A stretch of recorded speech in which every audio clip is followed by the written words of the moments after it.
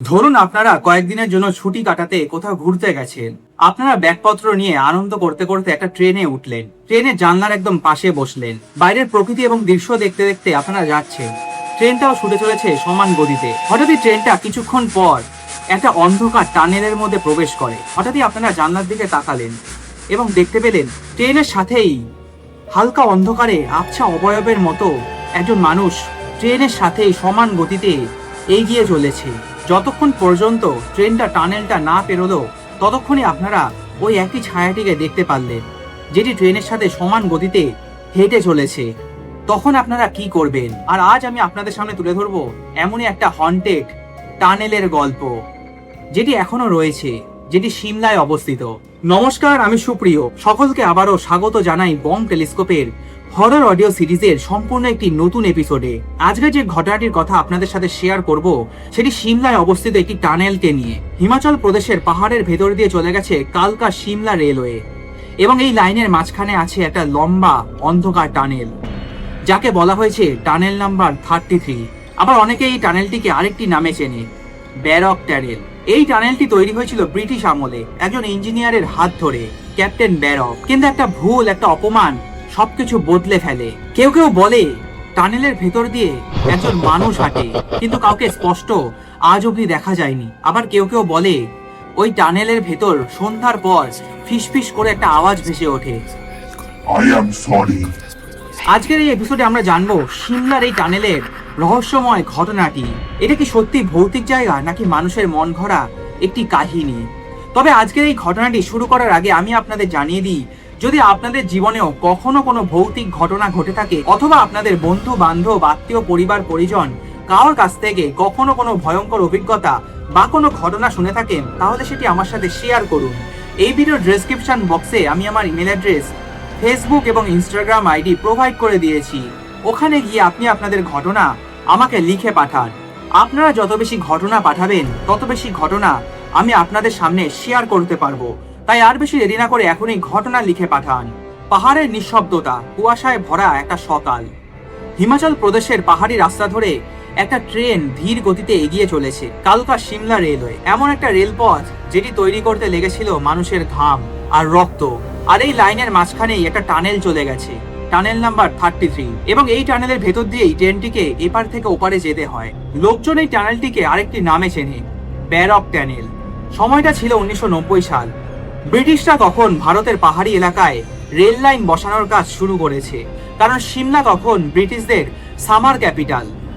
তাদের দ্রুত যাতায়াতের দরকার ছিল, কিন্তু পাহাড়ের ভেতর দিয়ে লাইন তৈরি করা সহজ কিছু ছিল না। বিশাল পাহাড়, পাথর এবং বড় বড় খাদ। আর এই কঠিন কাজের দায়িত্ব দেওয়া হয় একজন ইঞ্জিনিয়ারকে, ক্যাপ্টেন ব্যারক। ক্যাপ্টেন ব্যারক একজন এক্সপিরিয়েন্স ইঞ্জিনিয়ার, কনফিডেন্ট এবং ডিসিপ্লিন, নিজের কাজে অত্যন্ত দক্ষ।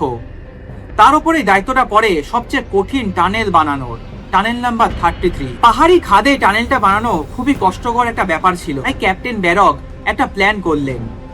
টানেলটি দুই দিক থেকে খোঁড়া হবে, মাঝখানে এসে মিলবে। তবে এই ক্যালকুলেশনটিতে একটি ঝুঁকিও ছিল। দুদিকের ক্যালকুলেশন যদি পারফেক্ট না হয় তাহলে টানেলটি কোনোভাবেই সমানভাবে মিলবে না, এর ফলে লাইন বসতেও অসুবিধা হবে। কিন্তু ক্যাপ্টেন ব্যারক ছিল কনফিডেন্ট, আমি পারবো, আমাকে করতেই হবে। এরপর প্ল্যান মাফিক কাজটি শুরু হয়। শ্রমিকরা পাথর কাটছে, মাটি খুঁড়ছে, আগুন জ্বালিয়ে কাজ করছে, দিনের পর দিন, রাতের পর রাত। দুদিক থেকে ধীরে ধীরে টানেলটি এগিয়ে আসছে। সবকিছু একদম পারফেক্ট, ঠিকঠাক মনে হচ্ছিল। যখন দুই দিকে টানেল মিলে যাওয়ার কথা, কিন্তু তখনই শ্রমিকরা বুঝতে পারলো দুই দিকটা সম্পূর্ণ আলাদা। অ্যালাইনমেন্টের ভুল হয়েছে। এটা একটা মারাত্মক ভুল ছিল, অনেক টাকারও গল্প ছিল। ক্যাপ্টেন ব্যারকের ক্যালকুলেশন সম্পূর্ণভাবে ভুল প্রমাণ হয়। ব্যারককে ডাকা হয়, সবার সামনে তাকে বলা হলো ইউ আর ফেলড। তারপর তার উপর চাপানো হলো একটা মোটা অঙ্কের জরিমানা। এর সাথে অপমান তো আছেই। একজন ইঞ্জিনিয়ারের কাছে এটা শুধু একটা ভুল ছিল না, এবং সেই দিনটার পর থেকেই ব্যারক আর আগের মতো ছিল না। সে চুপচাপ হয়ে গেল। ভুলটা শুধু একজন দক্ষ ইঞ্জিনিয়ারের মিস্টেক ছিল না, ওটা একজন মানুষের জীবনও পুরোপুরি ভেঙে দিয়েছিল। ক্যাপ্টেন ব্যারক কাজ থেকে দূরে থাকে, দূরে বসে বসে টানেলের দিকে খালি তাকিয়ে থাকে। লোকজনের সাথে আস্তে আস্তে কথা বলা বন্ধ করে দেয়, একা একা ঘুরে বেড়ায়। এবং এই কিছুদিনের মধ্যেই অনেকে খেয়াল করে ব্যারক নিজের সাথেই কথা বলতো, পাহাড়ের দিকে তাকিয়ে বসে থাকতো ঘন্টার পর ঘন্টা।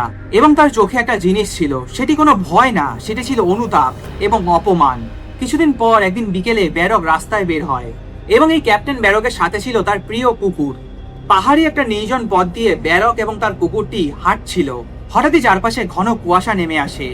সে ধীরে ধীরে হাঁটছিল, কিন্তু কেউই জানতো না এই হাঁটাটাই ব্যারকের জীবনের শেষ হাঁটা। হঠাৎই ক্যাপ্টেন ব্যারক এক জায়গায় এসে থামলো, চারিদিকটা তাকায়। কেউ কোথাও নেই, চারিদিকে শুধু কুয়াশা। আর তারপরে যে সিদ্ধান্তটি সে নেয় সেটি এই টানেলটিকে পুরোপুরি অভিশপ্ত করে তোলে। ব্যারক পকেট থেকে একটা পিস্তল বা বন্দুক বার করে। সেই পাহাড়ের নীরবতা হঠাৎই ভেঙে গেল। গুলির শব্দ। কিছুক্ষণ পরই লোকজন হইচই করতে করতে ক্যাপ্টেন ব্যারককে খুঁজতে বেরোয়। খুঁজতে খুঁজতে যখন তারা ওই এলাকায় এসে পৌঁছায়, তখন লোকজন দেখলো ব্যারক মাটিতে পড়ে আছে এবং তার পাশে ছিল তার প্রিয় কুকুরটি। একটা জীবন পুরোপুরি শেষ। ক্যাপ্টেন ব্যারককে সমাধিস্থ করা হয় ঠিক ওই টানেলের কাছে। কিন্তু ক্যাপ্টেন ব্যারকের মৃত্যুর পর থেকেই অদ্ভুত কিছু ঘটনা ঘটতে শুরু করে।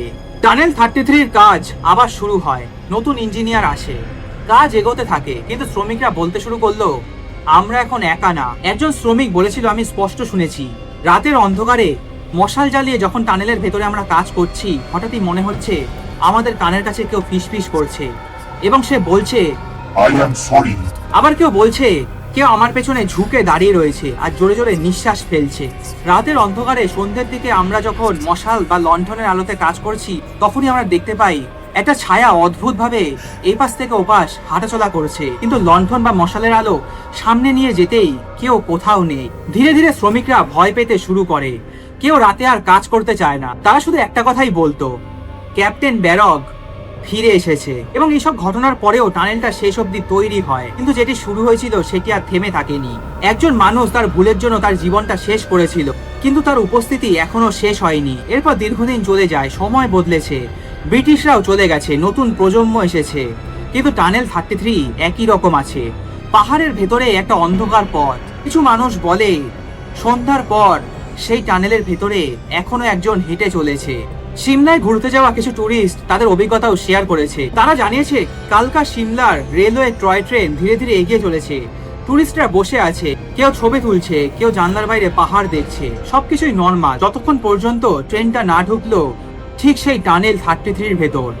টানেল 33-র ভেতরে ট্রেনটি প্রবেশ করার পর চারিদিকে অন্ধকার চলে আসে, আলোটা কমে যায়, শুধু ট্রেনের শব্দ। হঠাৎই একজন ট্যুরিস্ট বলেছিল, আমি জানলার বাইরে তাকিয়েছিলাম, কিন্তু আমার তখন মনে হয় আমি দেখলাম একটা মানুষ টানেলের ভেতরে হাঁটছে। সে ভেবেছিল হয়তো ওয়ার্কার হবে, কিন্তু কিছুক্ষণ পর তার মাথায় একটা ঝটকা লাগে। এই টানেলের ভেতর কেউ তো থাকার কথা না, তাহলে উনি কে? আর সবচেয়ে একটা অদ্ভুত ভয়ঙ্কর ব্যাপার ছিল, সেই মানুষটি ট্রেনের গতির সাথে সাথে একইভাবে হেঁটে চলেছিল।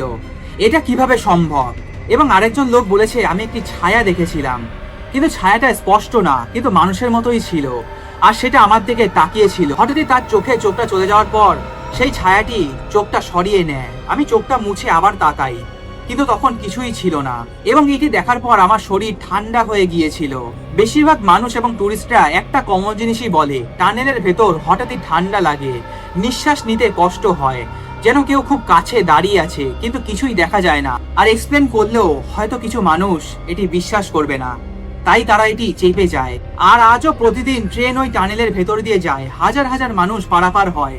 কিন্তু ট্রেনের জানলার ধারে বসে থাকা কিছু মানুষ ফিরে এসে বলে ওখানে কিছু একটা আছে। টানেলের ভেতরে ট্রেনটি প্রবেশ করার পর খুবই অস্বস্তি বোধ হয়। ক্যাপ্টেন ব্যারক এমন একজন মানুষ ছিলেন যে নিজের ভুলে পুরোপুরি ভেঙে পড়েছিল, আর এরপরে তিনি একটা এমন সিদ্ধান্ত নেয় যেটি তার জীবনটাকেও পুরো শেষ করে দিল। অনেকে ভাবে ক্যাপ্টেন ব্যারক সে হয়তো এখনো টানেল নাম্বার 33 সেই পথ দিয়েই হাঁটাচলা করে। টানেল নাম্বার 33 একটা টানেল না, এটা একটা অপেক্ষা, যেখানে কেউ আছে, আজও ক্ষমা চাইছে। আর এটাই ছিল হিমাচল প্রদেশের টানেল নাম্বার 33 অথবা ব্যারক টানেলের ঘটনা। আপনাদের কি মনে হয়, এটা কি শুধু একটা পুরনো দুর্ঘটনার মানুষের কল্পনা, নাকি সত্যি সেই টানেলের ভেতরে কিছু একটা আছে যে এখনো টানেলের ভেতরে হাঁটাচলা করে? আপনাদের মতামতটা কিন্তু অবশ্যই কমেন্টে জানাবেন। আমার যেটি মনে হয়, হয়তো ক্যাপ্টেন ব্যারকের অতৃপ্ত প্রেতাত্মা এখনো সেই টানেলের ভেতরেই আছে। হয়তো তিনি একটা টাইম লুপে ফেসে গেছে, যেহেতু তিনি আত্মহত্যা করেছিল। এছাড়াও তার কবর কিন্তু ওই টানেলের সামনেই দেওয়া হয়, তাই হতে পারে ক্যাপ্টেন ব্যারকের অতৃপ্ত প্রেতাত্মা পুরোপুরি মুক্তি পায়নি, সেই টানেলের ভেতরেই রয়ে গেছে। হয়তো সে এখনো মানুষের কাছে ক্ষমা চেয়ে বেড়াচ্ছে যে টানেল 33 বানানোর সময় এই ভুলটা আমি নিজে থেকে করিনি, অজান্তে এই ভুলটা হয়ে গেছে, তোমরা আমাকে ক্ষমা করে দিও। আপনাদের কি মনে হয় অবশ্যই কিন্তু কমেন্ট করে জানান। আমি সুপ্রিয় ছিলাম আপনাদের সাথে। আর হ্যাঁ, যাওয়ার আগে একটা কথাই বলবো, আপনাদের জীবনে যদি কখনো কোনো ভৌতিক ঘটনা ঘটে থাকে অথবা আপনাদের আত্মীয় পরিবার পরিজন কারোর কাছ থেকে কখনো কোনো ভয়ঙ্কর অভিজ্ঞতা বা কোনো ঘটনা শুনে থাকেন, তাহলে সেটি আমার সাথে শেয়ার করুন। এই ভিডিও ডেসক্রিপশন বক্সে আমি আমার ইমেল অ্যাড্রেস, ফেসবুক এবং ইনস্টাগ্রাম আইডি প্রোভাইড করে দিয়েছি। ওখানে গিয়ে আপনি আপনাদের ঘটনা আমাকে লিখে পাঠান। আপনারা যত বেশি ঘটনা পাঠাবেন তত বেশি ঘটনা আমি আপনাদের সামনে শেয়ার করতে পারবো। তাই আর বেশি দেরি না করে এখনই ঘটনা লিখে পাঠান। খুব শীঘ্রই দেখা হবে নেক্সট একটি এপিসোডে। ভালো থাকবেন এবং সুস্থ থাকবেন।